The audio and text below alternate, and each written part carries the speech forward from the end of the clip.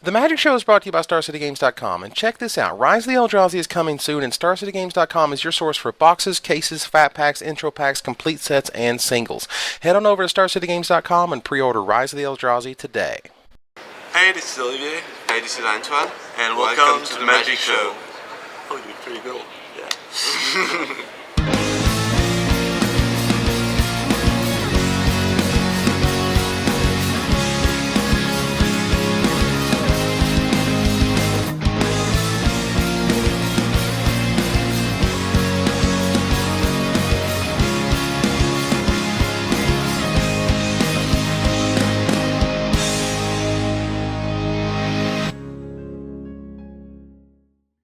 Hello everybody and welcome to another edition of the Magic Show. This week we're wrapping up our Rise of the Eldrazi spoilers with the set now fully spoiled. The pre-release is coming tomorrow and our new standard format is on the horizon. Ready for some insight and discussion on some awesome new cards? Let's go!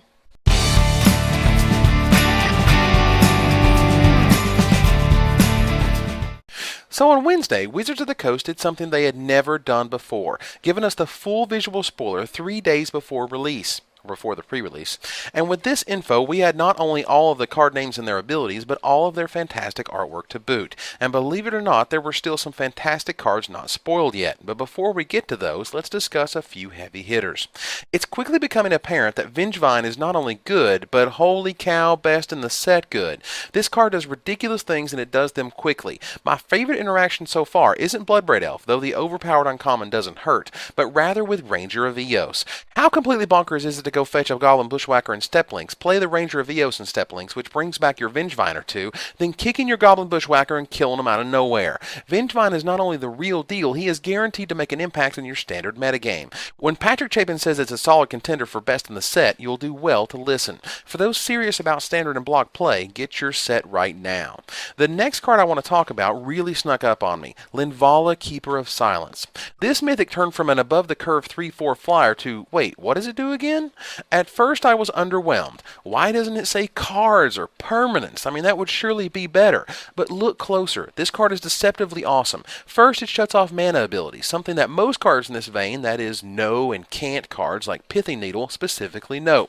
But the question is, what does this card stop? Let's go through a few heavy hitters. Putrid Leech, Noble Hierarch, Knight of the Reliquary, Master of the Wild Hunt, Thornling, Vampire Hexmage, Ant Queen, Cunning Spark Mage, and how about this monster? Siege Gang Commander. Nice 2/2 with your 1/1s over there. Many have noted that Linvala is aggressively costed to allow a follow-up Gideon Jura, will die to the same removal that takes care of Baneslayer Angel, and is big enough to block Bloodbraid Elf and Sprouting Thrinax with ease. Hell, it blocks Putrid Leech pretty easily too. What are they going to do? Pump it? Nice Noble Hierarch that does nothing but provide Exalted now. I'd pick up yours before everyone else catches on. Going back to rares, a card that has been on everyone's radar is Training Grounds.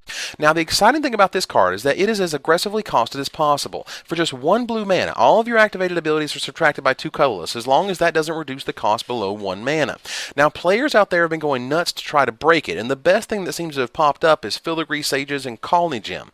This gives you infinite mana. If you can resolve Training Grounds, keep Filigree Sages alive, then resolve Colony Gem with something in your hand to take advantage of it. What does this all sound like? Magical Christmas land, folks. Scenarios in which you can break this card are few and far between. While reducing the cost of Rintrun Packmaster and Magosi Sphinx sounds really awesome, I don't think it's going to get there competitively. That said, I really appreciate how pushed this card is and how it's going to drive the Johnnies wild. For me, it's the Blood Chief Ascension of the set. It looks awesome, it gets the juices flowing, but ultimately can't beat the established decks. But how about a juicy rare? Have you seen Awakening Zone?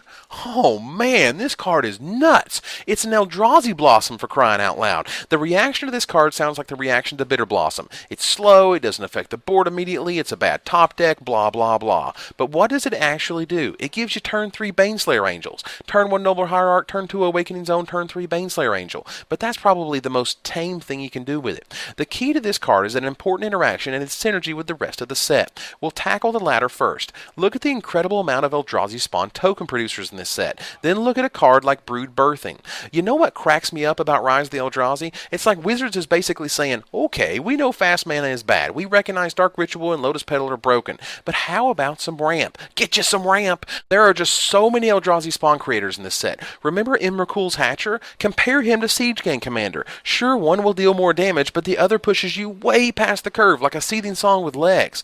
I mean, check out Nest Invader. It's a ramp bear. Or how about Ondu Giant? Nice rampant growth on a stick, but I'll do you one better. Look at Growth Spasm. One more mana, get a land and another mana on top of that. It's ramp, ramp, ramp time in Standard, folks. And hell, you need it. How else are you going to cast those expensive Eldrazi spells?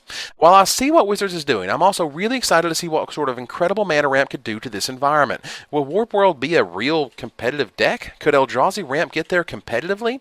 But how about that important interaction I mentioned? You ready for a hop tip? It's called Polymorph, and you need to get yours soon. The deck practically builds itself, but let's go over it.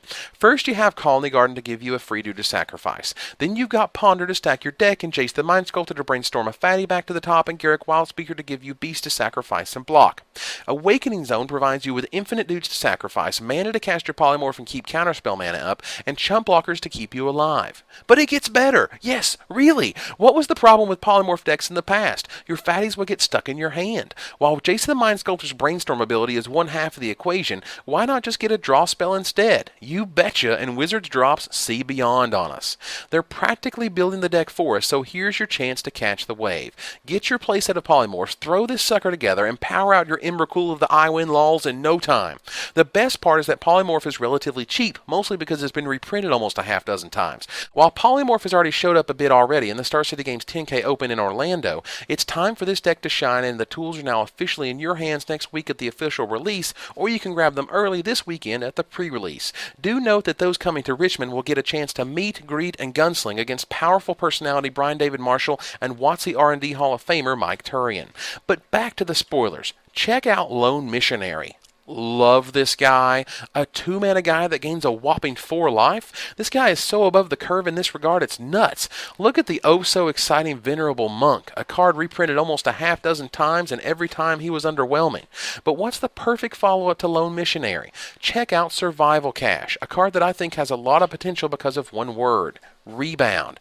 Gaining 2 life and drawing a card is neat and all for 2 life and 3 mana, but gaining 4 and drawing 2 for 3 mana is far more exciting, particularly when you have a Lone Missionary and Wall of Omens holding down the fort for you.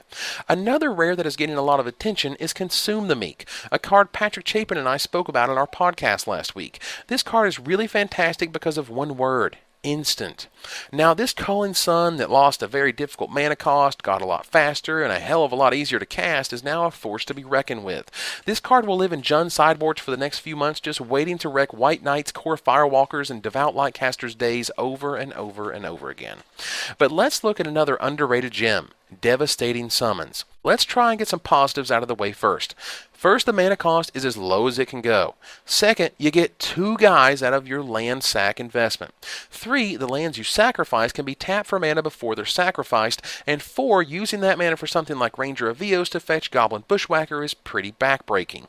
So why is this card bad? Because the land sacrifice is an additional cost, so if you get countered, you lose those lands. And giving up resources like that for something that doesn't win you the game immediately is scary and dangerous. So how do you fix this? Well, as mentioned, Goblin Bushwhacker is a good place to start, and in Legacy, land.deck with cards like Mana Bond and Life from the Low make this a pretty saucy option for winning the game in a hurry. I like cards that give you a lot of upside with a little bit of danger, and this is one of those cards. Bouncing back to commons for a second, I really like Ancient Stirrings. If there is an Eldrazi ramp deck to be had, I'm almost positive this will be an all-star in it. Not only does it find the fatties you need to go boom boom, it also finds lands and artifacts. This makes it a great mana smoother if you're stuck with a 1-land hand, or in EDH and casual decks it finds a wonderful number of powerful artifacts. This should be a very valuable foil if it ends up being half as useful as I expect. Lastly, for commons, I want to highlight Evolving Wilds. Yes, it's a functional reprint of Terramorphic Expanse, but it was also something that Zendikar block really needed. Without it, all of those awesome landfall creatures would be a lot less impressive if all they had was Harrow to work with at Pro Tour San Juan.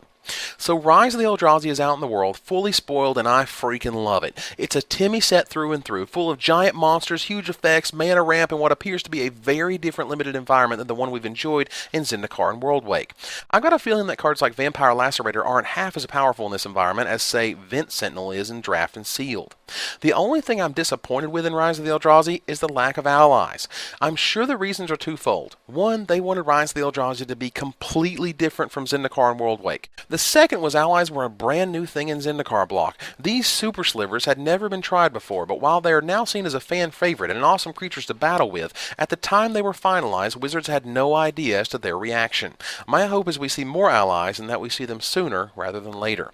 All I know is the pre-release this weekend is going to be incredibly fun and exciting. How often are you actually going to crash into the red zone with Ulamog's Crusher? How many Eldrazi spawn tokens are too many? I would like to invite you and all your friends to find out this weekend. Even if it's not in Richmond, get yourself to a local store or better yet a regional pre-release and get your Eldrazi on. Until next time, Magic players, this is Evan Irwin, tapping the cards so you don't have to.